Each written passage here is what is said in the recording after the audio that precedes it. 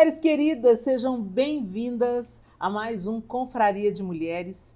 E eu quero te convidar para se assentar à mesa comigo.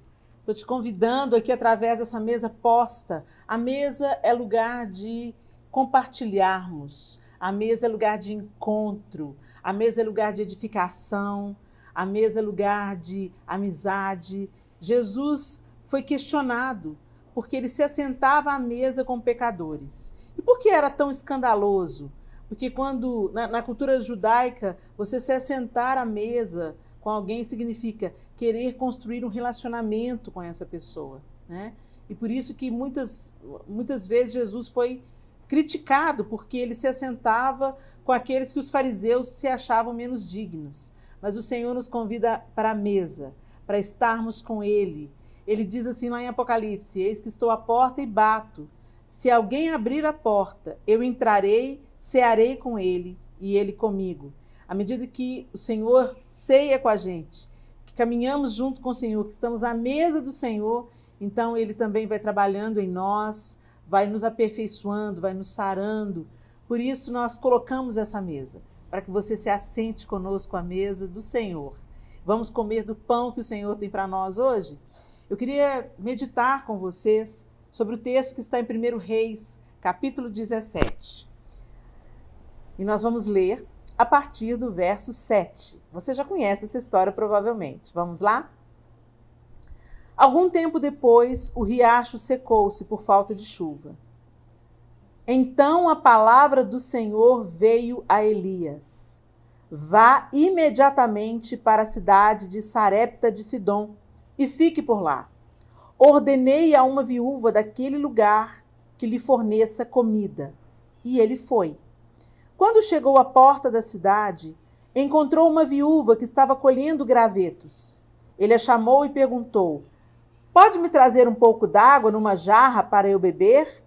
Enquanto ela ia buscar água, ele gritou: por favor, traga também um pedaço de pão. Mas ela respondeu: juro pelo nome do Senhor, o teu Deus, que não tenho nenhum pedaço de pão. Só um punhado de farinha num jarro e um pouco de azeite numa botija. Então, colhendo uns 2 gravetos para levar para casa e preparar, estou colhendo uns 2 gravetos para levar para casa e preparar uma refeição para mim e para o meu filho, para que a comamos e depois morramos.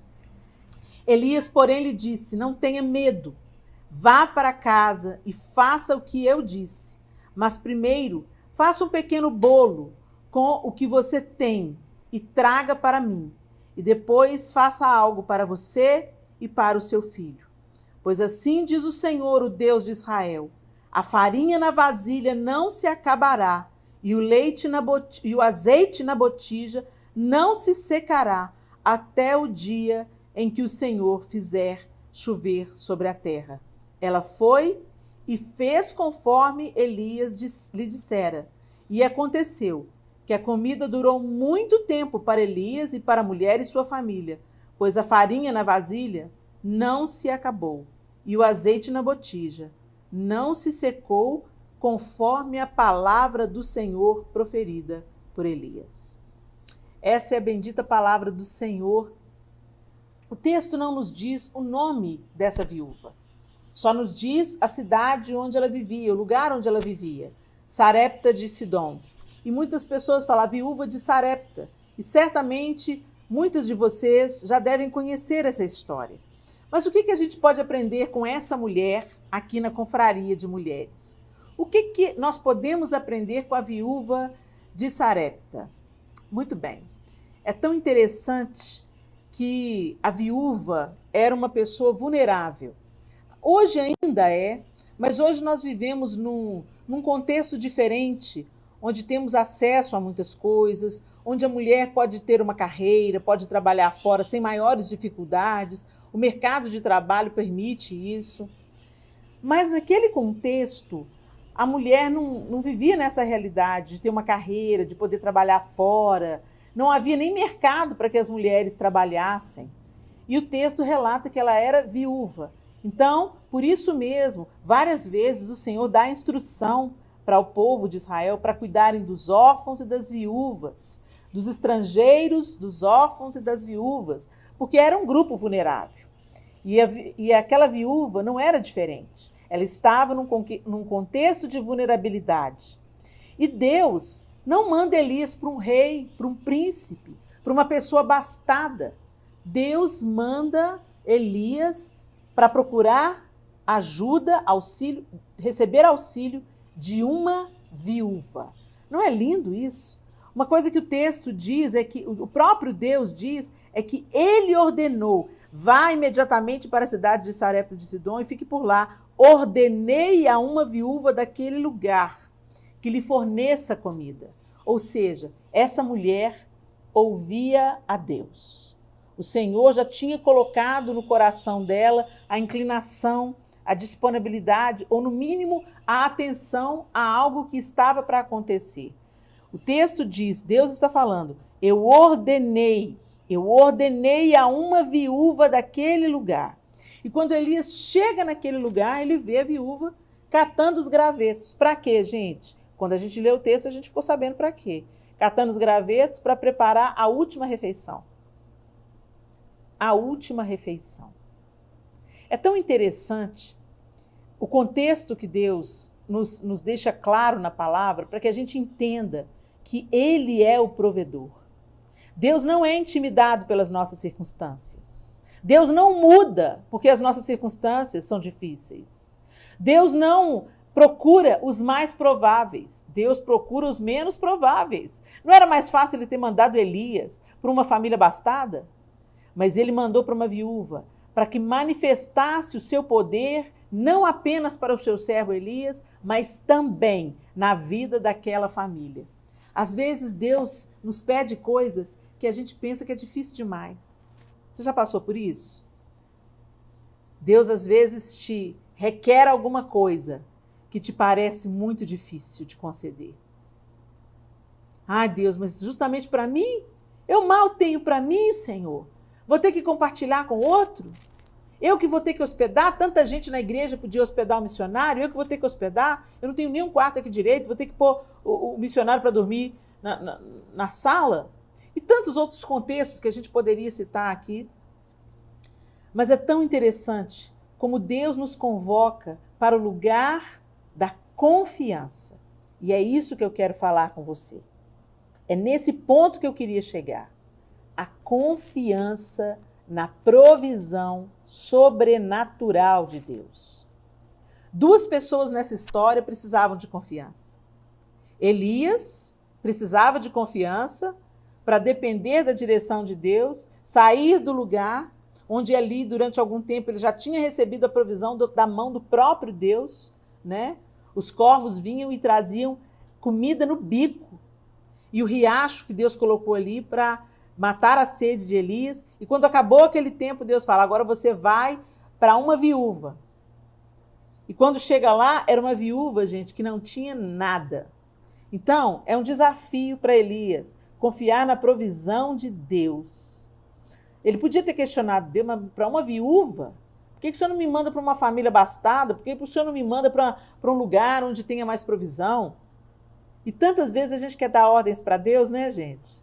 A gente faz um pedido para Deus, a gente tem uma necessidade e a gente começa a dar sugestões para Deus. Ou Deus usa fulano para me abençoar. Ou Deus provê na minha vida através da vida de ciclano. Ou Senhor, usa o meu patrão para me abençoar. E a gente começa a dar ordens para Deus. Mas Deus tem um jeito dele de fazer as coisas. Mas uma certeza eu tenho. Quando nós obedecemos a Deus, nós não ficaremos frustrados. E mais, o nome do Senhor sempre será glorificado. E esse é o nosso propósito. Que o nome do Senhor seja glorificado enquanto nós somos supridos, enquanto nós somos cuidados. Não é sobre o nosso umbigo, gente. Não é sobre ter um Deus que existe para satisfazer as nossas necessidades. Mas é para existir um Deus com o qual nós nos relacionamos em plena confiança e dependência. Porque o lugar da nossa independência de Deus também é o lugar da nossa ruína. Lá no Éden, o que nos arruinou foi o desejo de independência da mulher. Claro que você não vai morrer, disse a serpente. Se você comer da árvore do conhecimento do bem e do mal, sereis como Deus. Então, se eu for como Deus, eu não preciso mais depender de Deus. Eu não preciso mais ficar esperando de Deus. E foi aí que iniciou a nossa ruína. E nesse texto a gente vê claramente Deus direcionando o profeta para que ele fosse amparado por uma mulher necessitada, uma mulher vulnerável. Eu não sei o que Deus estava querendo ensinar para Elias. Eu não sei se Deus estava quebrando o orgulho de Elias. Eu não sei se Deus estava mostrando mais uma vez que ele é Deus e ele usa quem ele quer, como ele quer e quando ele quer. Eu não sei. Mas certamente Deus tinha um propósito na vida de Elias e também na vida dessa viúva. Uma coisa que me chama a atenção é que ele pede água e ela vai imediatamente, porque dentro daquela cultura, gente, dentro dessa cultura bíblica, o dar um pouco d'água, o prover um abrigo, né, uma hospedagem, o servir um alimento, é uma questão de honra. Você não nega uma comida a um viajante, você não nega um pouco d'água a uma pessoa que te pede, você não nega um abrigo para uma pessoa que está de passagem. Faz parte dessa cultura bíblica, faz parte dessa cultura onde essa história se desenrola, a honra, o cuidar do viajante, né? E é isso que está acontecendo aqui. Uma pessoa vulnerável cuidando de outra pessoa vulnerável. É lindo isso, né? Deus convoca uma mulher. Deus convoca uma mulher viúva, uma mulher vulnerável, para prover na vida do seu servo Elias. E é tão lindo que enquanto ela servia Elias, com o pouco que ela tinha, ou vamos dizer, com tudo que ela tinha, Deus superabundou na vida dela. Deus proveu alimento para a sua mesa. Deus proveu alimento para o seu prato.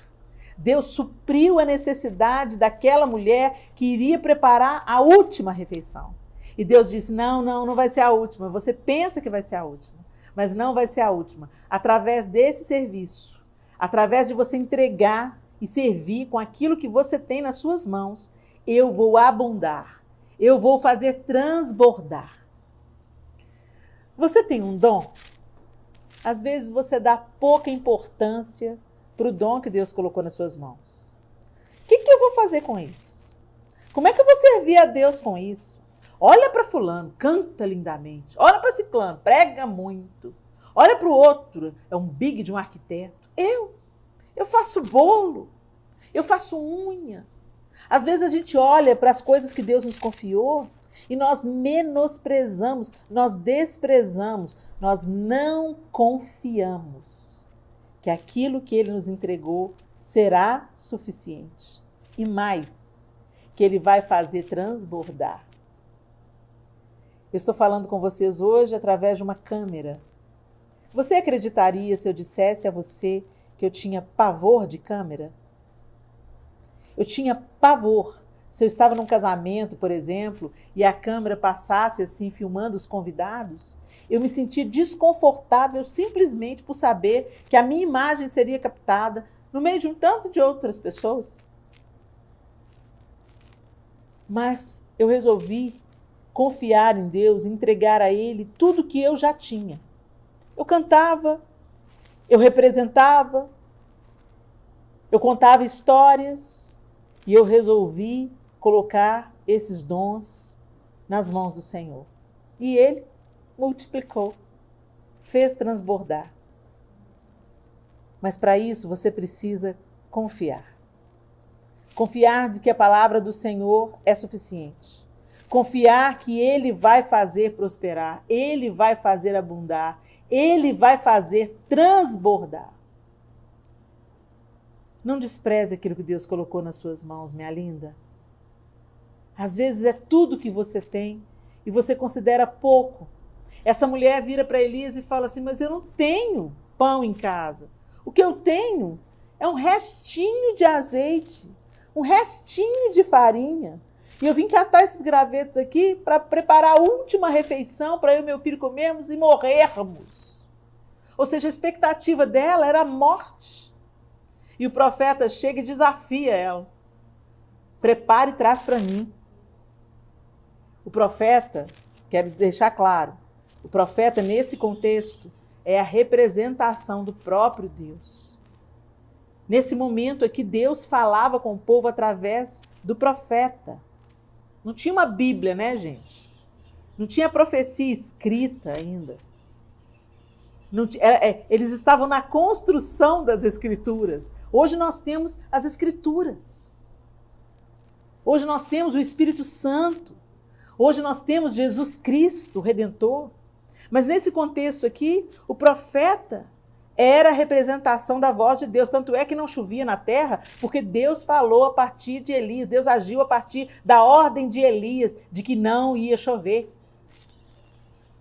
Então, ela entendia isso no seu coração, que ele era a voz de Deus, que Elias trazia a voz de Deus, e ela obedeceu à voz de Deus, e ela usou aquilo que ela tinha, e ela serviu com aquilo que ela tinha. E porque ela serviu com aquilo que ela tinha, que ela considerava pouco, porque ela confiou na promessa, na palavra de Deus, o azeite não acabou, a farinha não acabou e a sua família não padeceu. Quando você continua lendo o texto, mais milagre ainda entrou na família daquela mulher pela ressurreição de seu filho através de Elias. E a gente vai vendo o cuidado de Deus. A gente vai vendo o que Deus vai fazendo quando nós confiamos. Não despreze o que Deus te confiou. Não despreze o que ele te entregou, mesmo que te pareça pouco. Será o suficiente. E Deus fará o infinitamente mais.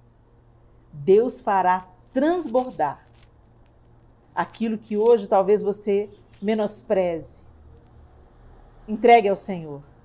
Sirva ao Senhor e ao seu próximo, com o seu dom, com a sua habilidade, com a sua vocação, com aquilo que você tem. Deus abençoe vocês. Amém? Vamos continuar nessa confraria trazendo o conselho do profissional. Vocês gostam, gente? Vocês estão gostando do conselho profissional? Eu espero que sim. Eu estou aprendendo muito. As perguntas foram nos trazidas através de uma pesquisa que a gente fez no Instagram. As perguntas chegaram até a gente e a gente passou para os profissionais e eles estão nos respondendo com toda atenção. E hoje tem conselho profissional com a Virgínia Peles, a nossa sexóloga. A pergunta para você, Virgínia querida, segura aí. Como exercitar os músculos vaginais para deixar o sexo mais prazeroso? É isso aí, Virgínia. Bem, os exercícios, eles são contrações mesmo, como se você contraísse a vagina e soltasse, apertar e soltar. Contraindo um segundo e soltasse. Então, assim, aquela contração que você faz, aperta, aperta, aperta, aperta, solta. Aperta, aperta, solta. Aperta, aperta, solta. É questão de um segundo contraindo, um segundo soltando, relaxando, e você vai fazendo essa contração. Arnold Kensel, que é quem estudou e protocolou esses exercícios, ele idealiza que a gente faça um grupo de contrações, de umas 250 contrações, né? Não é tanto assim quando você parte do princípio que você pode fazer essa contração a qualquer momento, escovando dente, lavando louça, dirigindo, indo para o trabalho, voltando. E você pode fazer em qualquer posição, pode fazer antes de dormir, deitado, pode fazer sentado. Uma vez que você cria a habilidade de fazer as contrações, você pode contrair a sua musculatura do assoalho pélvico a qualquer momento e em qualquer lugar. Então essa é a vantagem. E só fora que tem uma série de benefícios que melhoram prazer, melhora todo o controle, previne uma série de doenças. Então, vale a pena você entender um pouco mais do assunto, estudar um pouco mais. Mas toma cuidado, vai um alerta aí. Tem muito charlatão e tem muita informação desencontrada e errada na internet. Então, procure um profissional habilitado e treina aí a sua musculatura, que eu garanto, é um grande investimento. Obrigada, Virgínia, querida. Gente, não fiquem constrangidas. É por isso que se chama Confraria de Mulheres. É um conteúdo que você assinou para a gente ter esse tempo aqui fechadinhas, né? Nós estamos aqui tratando desses assuntos muito pertinentes e muito relacionados com a feminilidade. Por isso que esse conteúdo foi disponibilizado para você de uma maneira mais fechada, mais privada, tá bom? E a gente quer esclarecer dúvidas para que realmente, em todas as áreas da sua vida, que você experimente o favor do Senhor. E o Senhor também está interessado na nossa sexualidade. Valeu, Virgínia, pela sua super dica aí. Agora, nós vamos para as nossas outras dicas. Dicas diversas que a gente vê por aqui. Quais serão as dicas de hoje? Vamos conferir? E aí, meninas queridas, como é que vocês estão? Tudo bem? Pois é, tô passando aqui hoje para dar aquela nossa dica de mulher para mulher, aquele toque, aquelas coisinhas que eu ponho para funcionar aqui em casa e que eu tenho certeza que vão abençoar a sua vida também. E a gente sempre começa com uma dica de leitura. E hoje eu quero apresentar para vocês um livro que foi uma quebra de paradigmas assim na minha vida. Eu ganhei esse livro que está nas minhas mãos aqui. E quando eu li o título do livro, eu achei ele um pouco pretensioso. Vocês já vão entender por quê. Mas esse livro é extremamente abençoador. Pareça maravilhosa, sinta-se maravilhosa, da Joyce Meyer. Quando eu ganhei esse livro, eu olhei para a capa dele e eu achei ele um pouco assim, pareça maravilhosa, sinta-se maravilhosa. Ai, um pouco pretensioso, né? E principalmente o título, o subtítulo é 12 chaves para desfrutar uma vida saudável hoje. Eu confesso a vocês que eu fico um pouco resistente com essas receitinhas que parecem ser de bolo, mas a vida não é bem assim, né, gente? Só que eu fui deliciosamente surpreendida por esse livro. E eu gosto de alguns livros da Joyce Meyer, gosto de muitas mensagens dela, mas esse aqui especialmente foi para mim um divisor de águas, porque ele trata de quê? De saúde, é isso mesmo. Parece uma coisa assim bem superficial, sinta-se maravilhosa, parece ser uma coisa fútil, mas de fútil, gente, não tem nada. A autora, ela teve conta uma experiência pessoal drástica, ela descobriu um câncer no auge, assim, da produção ministerial dela, e ela meio que ficou aborrecida com Deus, sabe? Puxa, Senhor, eu tô fazendo tanta coisa pro Senhor. E ela compartilha aqui no livro, vou dar um spoiler leve, tá? Que é como se o Espírito Santo tivesse falado com ela. O que é, Joyce? Você quer que eu isente você da lei da semeadura? E ela fez uma reflexão de como ela estava vivendo a vida, de como ela estava tratando da própria saúde. Ela dormia mal, ela comia mal, ela consumia cafeína demais e uma série de outras coisas que ela compartilha no livro. E ela atinou para aquilo, eu estou colhendo o que eu plantei. E ela se reinventou e começou a tomar decisões para melhorar a sua saúde. Então, gente, ela começa a compartilhar esses pontos, as mudanças gradativas que ela fez na própria vida e que ela hoje colhe os benefícios. Graças a Deus, a Joyce Meyer está aí até hoje e totalmente curada daquele câncer e com novos hábitos. E ela compartilha aqui um pouco desses hábitos, mas de uma maneira bem instrutiva, explicativa, sobre as coisas, como as coisas funcionam no nosso corpo. E eu tenho certeza que esse livro vai abençoar vocês. Ele foi publicado pela Belo Publicações, né? Então, não sei como é que está aí hoje no Brasil a representação da Joyce Meyer, se a Belo continua representando e reproduzindo em português os livros da Joyce, mas eu acredito que sim. Vale a pena, como eu sempre deixo a dica para vocês, procurarem pela internet, que às vezes se você não achar numa livraria, na Amazon, por exemplo, você pode achar num sebo, alguma coisa assim. Pareça maravilhosa, sinta-se maravilhosa, de Joyce Meyer. Fique aqui a minha dica. E hoje eu quero compartilhar com vocês uma dica de boa convivência, de bem viver. Eu sempre, uma das propostas das nossas dicas aqui também é a dica de bem viver. Se você é casada, como é que está o seu tempo com seu marido? Como é que é esse tempo? Porque a gente às vezes se ocupa de tantas coisas e nós acabamos por nos relacionar um com o outro apenas interagindo de acordo com os nossos papéis, como marido e mulher, pais, pessoas que moram debaixo do mesmo teto, pagam contas, e às vezes a intimidade emocional fica em segundo plano. O que é intimidade emocional, Helena? Intimidade emocional é aquela conversa no olho, é contar sonhos, é compartilhar como foi o dia. Sabe aquilo que a gente tinha no namoro, que é mais do que pegação, é mais do que beijo e abraço? Sabe? Você queria compartilhar tudo que você viveu no seu dia com o seu namorado, com a sua namorada, com o seu noivo, com a sua noiva, né? Se você é marido, está aí assistindo, bisbilhotando aqui o Confraria de Mulheres, você sabe do que eu estou falando? Então, aquele tempo que você namorava, mas era apenas uma namorada, quantas vezes você ouvia o seu namorado, você estava também disposta a compartilhar o seu coração com ele, vocês sonhavam juntos, faziam planos. Com o passar do tempo, isso foi murchando, né? A intimidade emocional foi diminuindo. Nossa, Helena, mas a gente tem intimidade, a gente faz sexo. Não, gente, intimidade não é só sexo. E muitas pessoas podem fazer sexo sem nenhuma intimidade. Você já sabe o nome disso. Então, eu quero te encorajar. Crie um ambiente, uma atmosfera, um dia, um horário, para que você desenvolva com o seu cônjuge a intimidade emocional.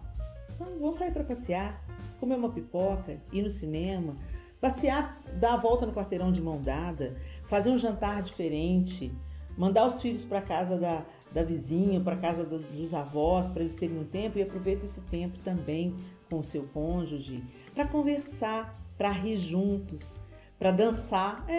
Esses dias os nossos filhos riram aqui, porque a gente ouviu uma música muito linda, muito antiga, e é uma música que tem a ver com a nossa história, e eu tirei o João para dançar. É meu marido. Nós estávamos no recesso do nosso lar, e nós simplesmente dançamos, e foi tão gostoso. Então, busque essa intimidade. Helena, mas eu estou fazendo aqui a Confraria de Mulheres, mas eu não sou casada. No tempo da nossa solteirice, também é tempo da gente cultivar bons relacionamentos. Então, sabe os seus amigos? Aqueles que sempre te dão uma força, te ajudam, te fortalecem, e aqueles com quem você pode contar? Pois é, marca um dia com eles também. Vai tomar um café, comer uma pizza, compartilhar alguma coisa boa. A gente não deve compartilhar só os problemas com esses amigos queridos, com essas amigas queridas. Então marca aí uma reunião com as amigas para fazer um bazar de troca, renovar o guarda-roupa ali sem gastar um tostão. Só fazendo um bazar de troca entre as amigas, botando o papo em dia, mas nada de fofoca. Conversa que edifica, conversa que encoraja, conversa que inspira, e saiam desse encontro reabastecida. Nós precisamos de ativar os nossos relacionamentos, dedicando a eles tempo de qualidade, e é tempo de declarar o amor e de promover esse tempo juntos. Então faça isso, ou com seu marido, ou com suas amigas. Deus abençoe vocês e até o próximo Confraria. E assim nós ficamos por aqui. Eu espero que você tenha gostado, tenha sido desafiada, edificada, tenha aprendido coisas novas. Eu oro para que Deus multiplique essas sementes no seu coração e faça florescer e frutificar no tempo certo. E a gente volta, se Deus quiser, na próxima semana, em mais um episódio do Confraria de Mulheres.